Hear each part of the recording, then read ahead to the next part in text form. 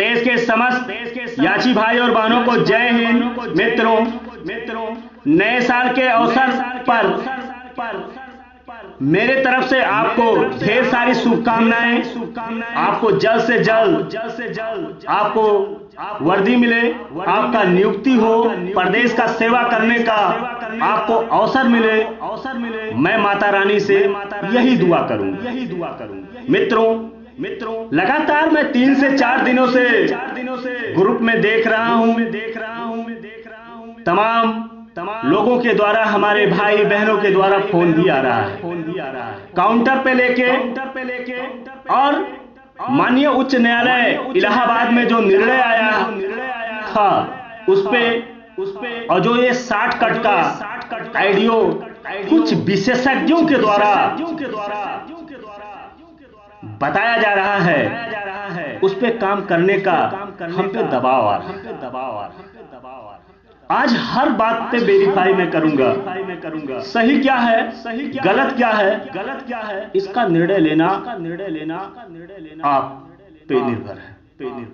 क्योंकि इस भर्ती के मेन हीरो आप लोग हैं। हम एक माध्यम है।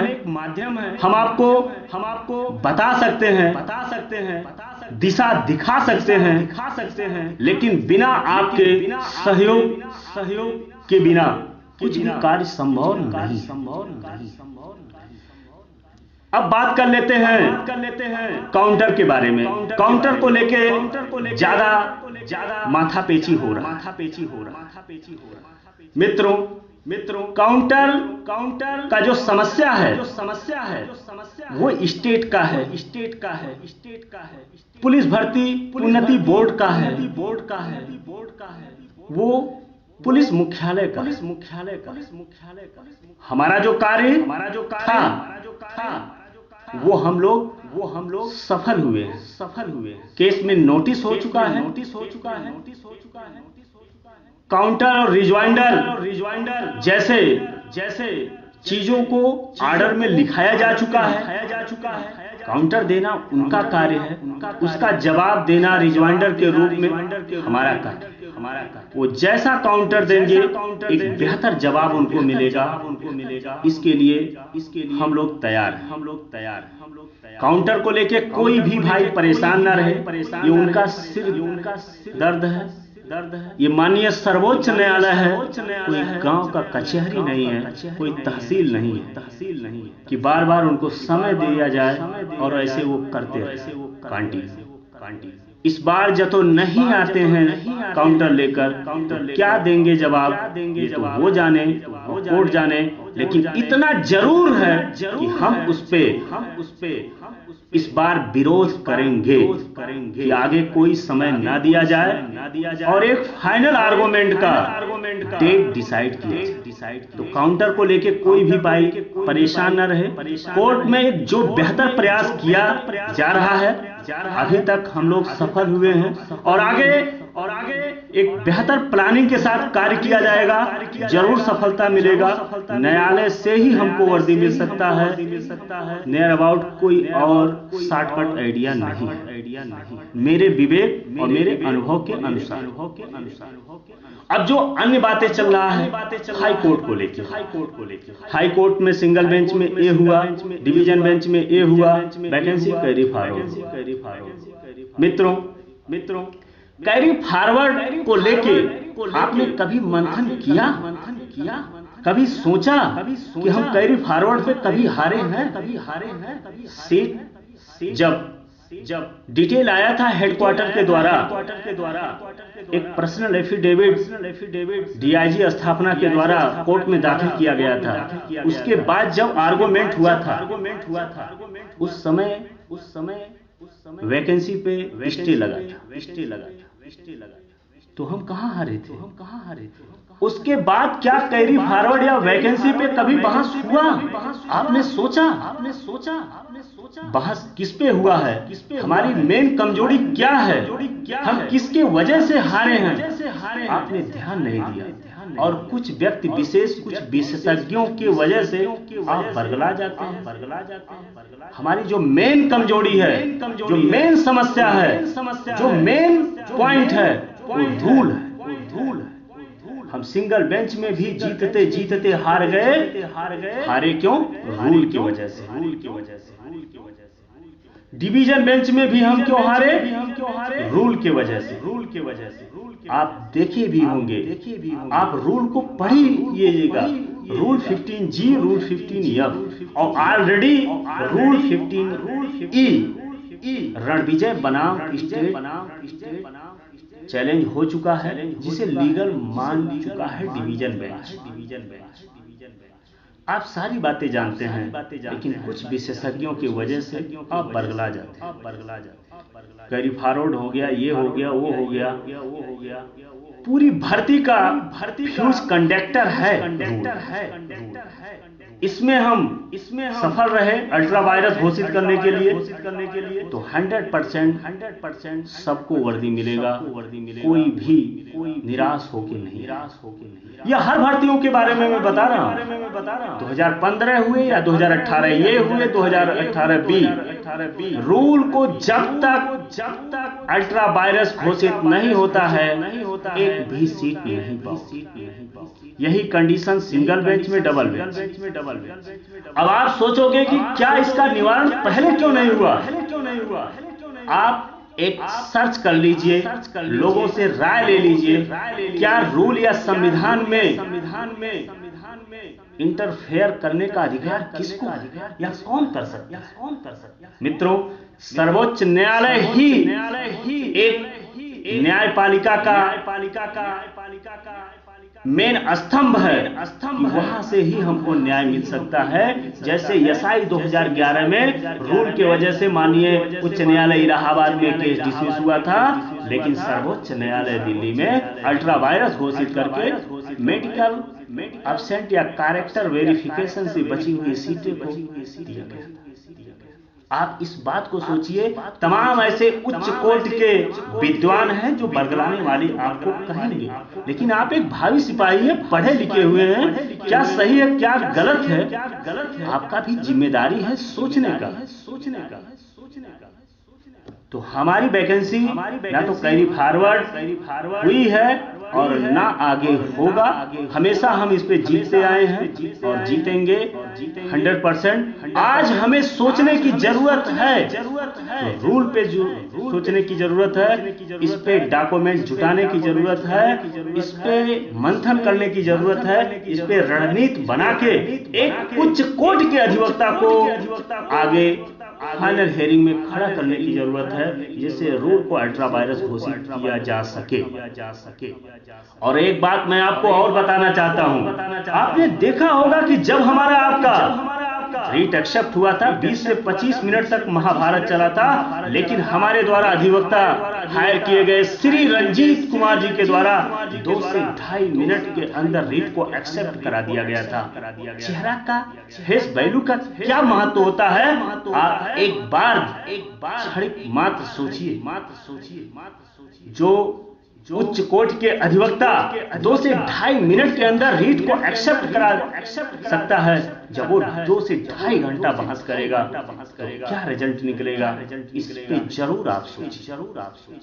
सोचने की भी जरूरत है। जो हम आप प्रयास किए हैं जरूर सफल हो जाएंगे, इसमें दो राय नहीं है। लेकिन कुछ विशेषज्ञों के द्वारा जो इस भर्ती को प्रधानी का इलेक्शन बनाया जा रहा है, तमाम प्रकार के मनगढ़ंत कहानी बता के लोगों को बरगलाया जा रहा है। ये प्रधानी इलेक्शन ना बनाए, लोगों का भविष्य टिका हुआ है, इसमें कई हजार अभ्यर्थियों का भविष्य टिका हुआ है। इसे प्रधानी का इलेक्शन ना बनाया तो बेहतर होगा। मित्रों, तो हाई कोर्ट में क्या हुआ, किस वजह से हम आप हारे, आप जरूर इस पे मंथन करिए, सोचिए क्या मैं गलत कह रहा हूं कि सही कर रहा हूं, आप खुद समझ सकते हैं। अब रही बात सुप्रीम कोर्ट का जो भी हुआ है, अभी तक सब जानते हैं। हाई कोर्ट में मेन पॉइंट में क्यों हारे, मैं आपको सब कुछ बता दिया। रूल हमारा आपका अड़ंगा है। जिस दिन हम अल्ट्रा वायरस घोषित कराने में कामयाब हुए, सभी अभ्यर्थियों को वर्दी मिलने का रास्ता साफ हो जाएगा। और इसमें जरूर हम सफल होंगे। बस एक बेहतर प्रयास और एक उच्च कोटि के अधिवक्ता को हायर करने की जरूरत है। आगे फाइनल आर्गुमेंट, काउंटर को लेके कोई परेशान ना रहे, उनका सिरदर्द। सर्विस कंप्लीट करना स्टेट का कार्य है, नहीं करते हैं तो हम विरोध करेंगे अगले बहस। ठीक। अब लखनऊ के बारे में भी आपको बताना अति आवश्यक है, क्योंकि इसको लेके जो ये नए प्रधान बनने की कोशिश कर रहे हैं, इस भर्ती को अधर में ले जाने का भरपूर प्रयास कर रहे हैं। मुझे बहुत दुख होता है जब इस तरीके से मानसिकता बनाते हैं लोग, सच्चाई और गलत में फर्क नहीं कर पाते हैं और प्रधान बनने की कोशिश। अभी तक किसी जिम्मेदार लीडर के द्वारा कोई भी स्टेटमेंट नहीं आया, सिर्फ प्रधानों के द्वारा प्रचार किया जाए। चलिए ठीक है। मुझसे 24 घंटा पहले कई बार फोन किया जा रहा है, कई लड़कों से फोन कराया जा रहा है, आइए आपके नाते इस भर्ती को फंस रहा है, आप आइए बस ज्वाइन लेटर लेके जाइए, आइए ज्वाइन लेटर लेके जाइए। अरे यहाँ तक भी फोन पे कहा गया कि स्टाम्प पे लिख के दिया जाएगा। बहुत दुख होता है। और वहां का पहुंच के नजारा जो कहा गया उससे उल्टा। वहां जो हमारी वार्ता हुई किसी जिम्मेदार व्यक्ति से नहीं हुई, किसी जिम्मेदार अधिकारी से नहीं हुई। वार्ता हुआ एक संपादक, एक नॉर्मल सिविलियन। ना तो वहां 19 अवस्थी जी से वार्ता हुआ, ना पुलिस भर्ती के अध्यक्ष श्री राजकुमार विश्वकर्मा जी से हुआ, ना कि पुलिस मुख्यालय के डीआईजी स्थापना से हुआ। आप एक सिविलियन पे हम विश्वास कर सकते हैं या हर बात को मान सकते हैं, जो भी हो उसे वेरीफाई कर सकते हैं। क्या मजाक बना के रख दिए हैं आप लोग। प्रधानी का इलेक्शन ना बनाइए मेरे भाई, और जब तो बनाना है तो आप स्वतंत्र हो। ये मेरा कोई बपौती नहीं है, मेरे ही विचार से कार्य होगा। लेकिन एक बात जरूरी है, मैं गलत कार्य नहीं करूंगा, ना गलत रास्ता इख्तियार करूंगा। जिस चीज में कोई सच्चाई ना हो मैं उस पे समर्थन नहीं करूंगा। जिनको प्रधानी इलेक्शन में चुनाव लड़ना है वो कर ले, हमें कोई हर्ज नहीं है। आप भर्ती पाओ, आप वर्दी पाओगे तो हमको भी मिलेगा, हमको मिलेगा तो आपको भी मिलेगा। अभी 30 से 35 वर्ष तक तमाम ऐसे हमारे भाइयों का बचा हुआ है समय वर्दी का, और आप लोग मजाक बना के रखे हो।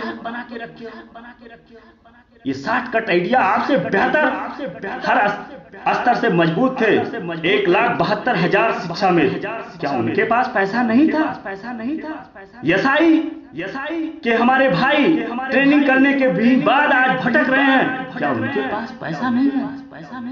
ये शॉर्टकट आइडिया का जो विकल्प आप चुनते हो, मुझे बहुत दुख होता है। और ये भी कहते हो कि अजय मिश्रा की वजह से हो रहा है, तो आप लो जिम्मेदारी ना। मैं आपका समर्थन करता हूं, आप लो जिम्मेदारी।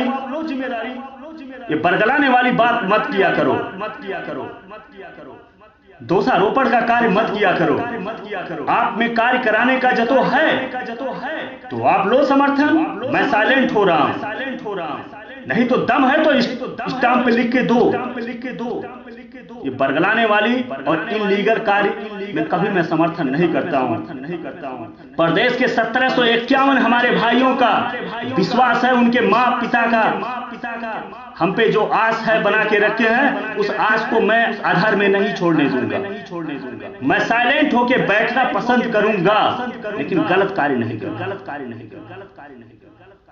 मैं इससे ज्यादा आपको नहीं समझा सकता हूं। आइडियो में मेरी कुछ मजबूरियां हैं।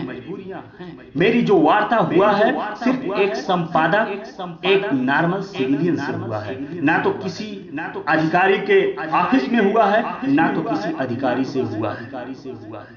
तो क्या इस बातों पे भरोसा किया जा सकता है?